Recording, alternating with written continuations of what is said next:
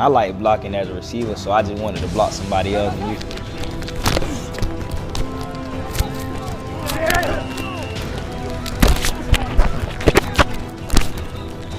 Don't do it. Don't do it, Carl. Don't do it, Carl. I'm coming with it now. I'm gonna come with it now. So he's top rated offensively. Jimmy, man, I want to say I'm ready right now, but I don't want. I feel like he's gonna copyright it at some point. He needs to claim that. He needs to make that his own, because I don't know if there's been more truer words said.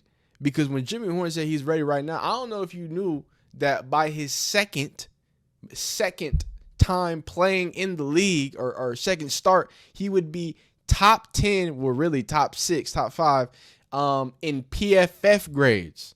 Limited touches, top tier rating. Jimmy Horn Jr. has 73.7 offensive rating.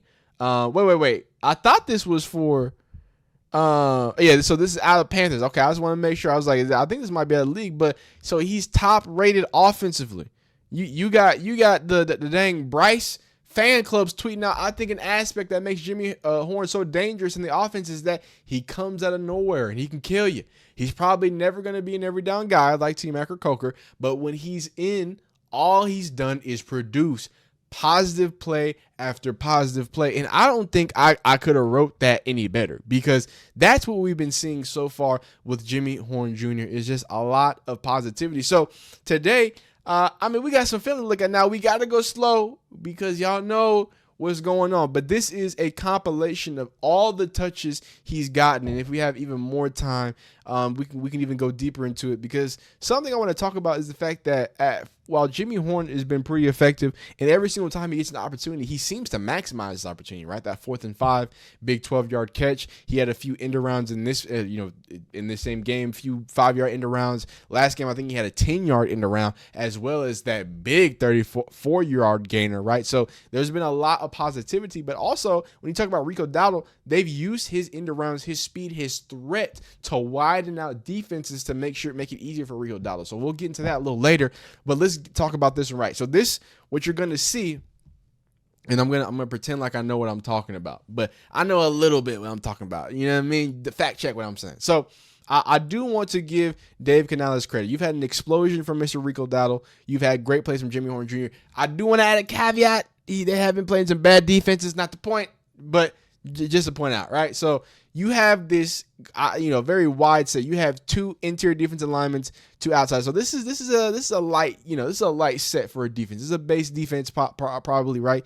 You got your 2 big boys here. You got your 2 edge rushers, one to set an edge there. Look what they're already trying to do, right? So we already know this is going to be an end around. So let's look at the splits of these wide receivers. You have an H-back and or tight end here. They've got a bunch here. So not only do you have a bunch, I believe that's Xavier Legette, right? I believe this is a tight end. Then you have T-Mac. So you got 6'5", you got a big country chitlin eat him up, and then you got a tight end on this side, right? Just like what they're doing, right? Look at Jimmy Horn's depth, and then again, look how bunched up this forces the defense to be. So this is 1, 2, 3, 4, 5, 6, 7, 8, 9, 10, 11. So this is everybody. So I just want to confirm these are your corners. Look how tight the corners are to this formation, right? This is all a part of the plan, right? So they're going to motion, or not motion this way, but they're going to fake this way, right? So you're going to actually get that tight end coming this way. You're going to have, again, you got to have a big boy, right? You got to have a big Xavier Legette to help you with this Nick Chubb. And then bada bing, bada boom, you flip over and check this guy out. Check. This tight end does the coolest thing. This is straight out of Steve Sarkisian. But watch this tight end, and he's gonna turn right around. So Jimmy Horn Jr. gets the flip. Now what do you have? You have Xavier Legette creating a wall. You got a 6'5" wide receiver creating a wall. You got a lineman getting to the second level, and Jimmy Horn Jr. with a lead blocker blurring across the league. Now, can we get a better block? You know what I'm saying? If we can get a better block, we can get a little more. But the idea is here. It's a great idea, but this safety came. I mean, come on, guys. You know what I mean? If you just get, why'd you? No, who else are you looking for? He's got speed. 6'4". If you get him, he can get him. He's got a lane and he's going. But hey, all that matters is that at the end of the day, This was 5 yards. They stay on project. And look how hyped the sideline gets. Look at the sideline. They were going crazy. Okay, so again, I'm showing you these things for a reason. And what I really want to show you is how they're going to do it. So similar look here. You got this one high safety look. You've got your corners bunched up because instead of a bunch, I think they're running a tight end. So yeah, they got a tight end here, right? So again, a similar but not the same, right? I can't confirm this every look at. I'm almost sure this is T-Mac up top, okay? And they're gonna motion. They're going to motion him this way again to your beef, to your stuff, and you create a heavy formation, so hopefully you don't got to deal with Bradley Chubb on this side. You do have to deal with Jalen Phillips on this side too, but they're setting up defensive ends. I have another reason why I don't like base to stand up defensive end, but that's another reason. I feel like you need to have 3 people hand the dirt and then a pony walked up regardless, right? I also want to show you, look at what this nickelback is. I have to assume this is a nickelback. These are the small things that offensive coordinators can do to create leverage for players and make things easier for electric players. So you force him. Now, he does do a good job. He immediately widens out. But theoretically, this should keep him close to the number so he can get to this edge. You got Jalen Phillips, who is just unblocked. I don't know why. Jalen Phillips is just unblocked. So they're trying to go down, and they just expect him to outrun Jalen Phillips, which he can, right?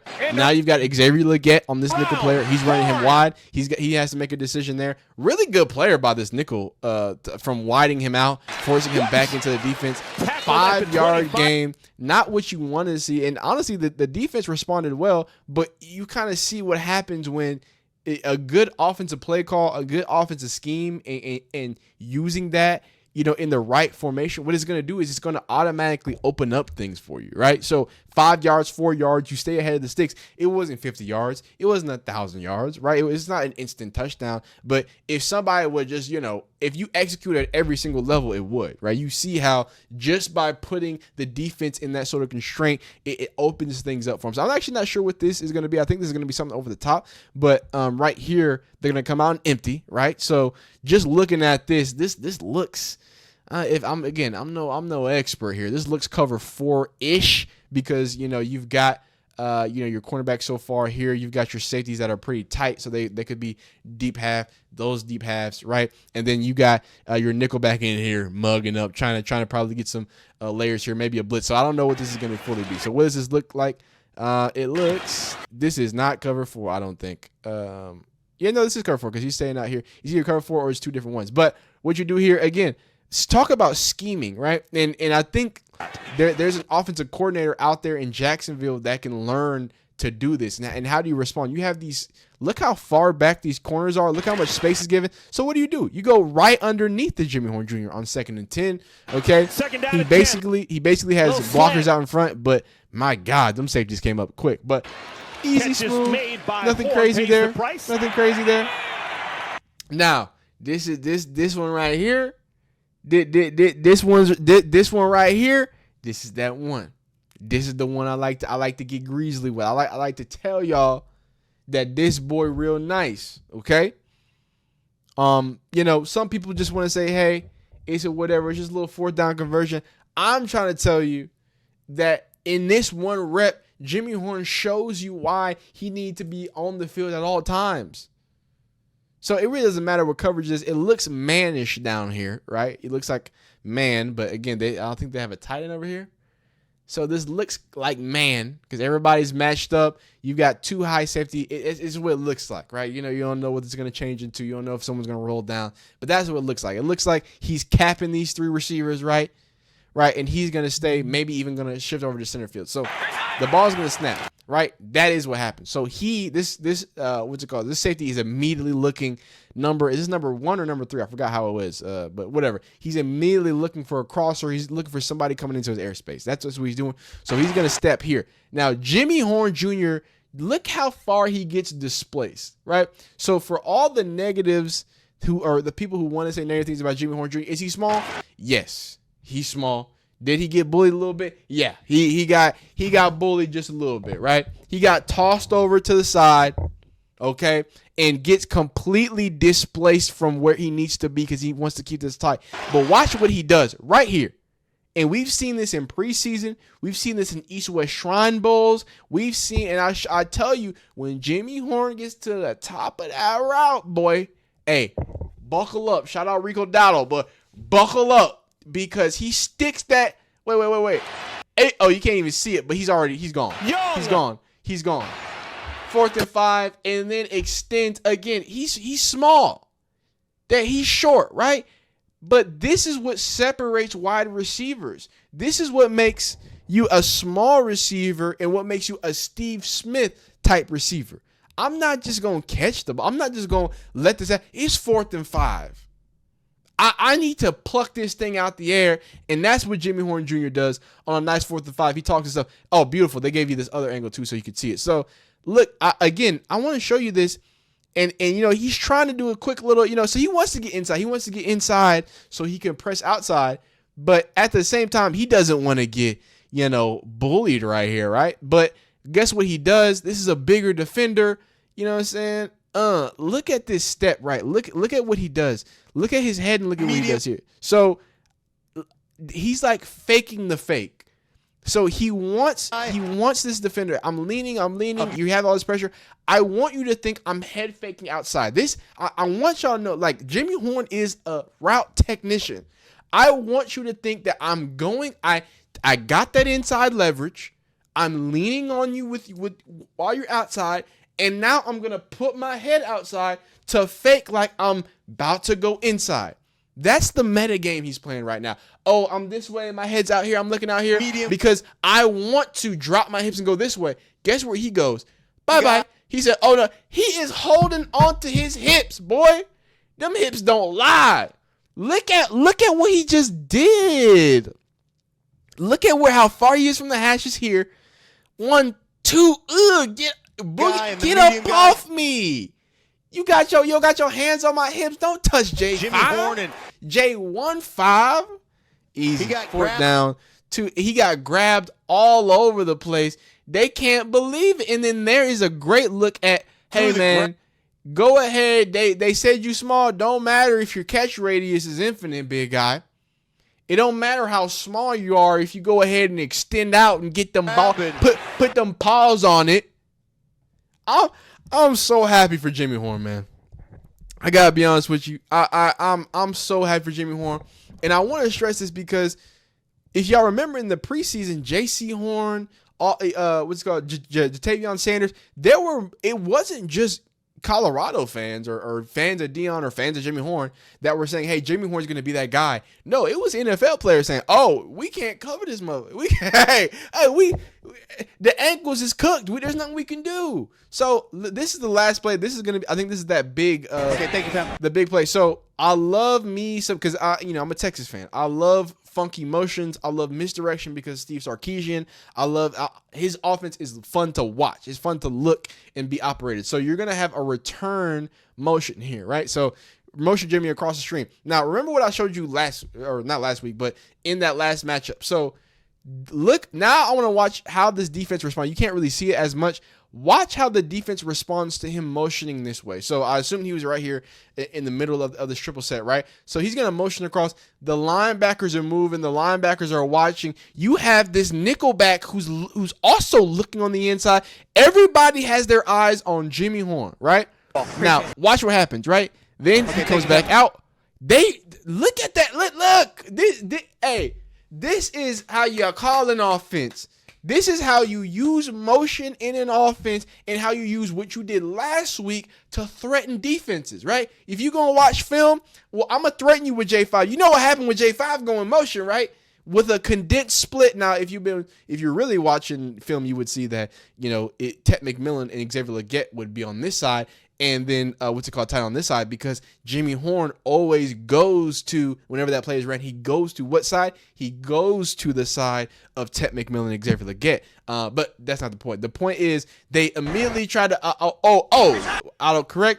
And great job from offense coach, because I just need you in conflict, right? They just had to change their coverage twice. They walked down. Oh, and then walked back out. So now a similar look though that like we showed you in that last one, right? You have these two corners that are very condensed to the formation, but they have a lot of width, right? And that's something that condensed formations do to defenses is they don't want their corners up here where you can easily get your hands on them instead of edge, or so you can run a quick rub route and get them lost in here. So they want Trevon Diggs. This looks like, I'm assuming, cover 3, even though this guy's kind of leaking here. This looks like cover 3. So I think it is. So it is cover 3 because this looks like robber.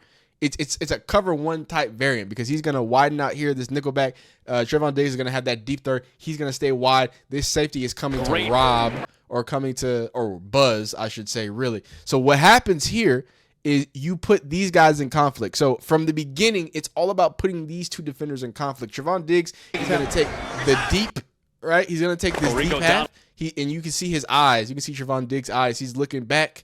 He's looking back. He's looking back. So that he just has a deep half because he's backpedaling out. So what's going to happen is this player is now in conflict as T-Mac is going to start pushing vertically, right? He's pushing vertically. That means he's going to have to keep sinking.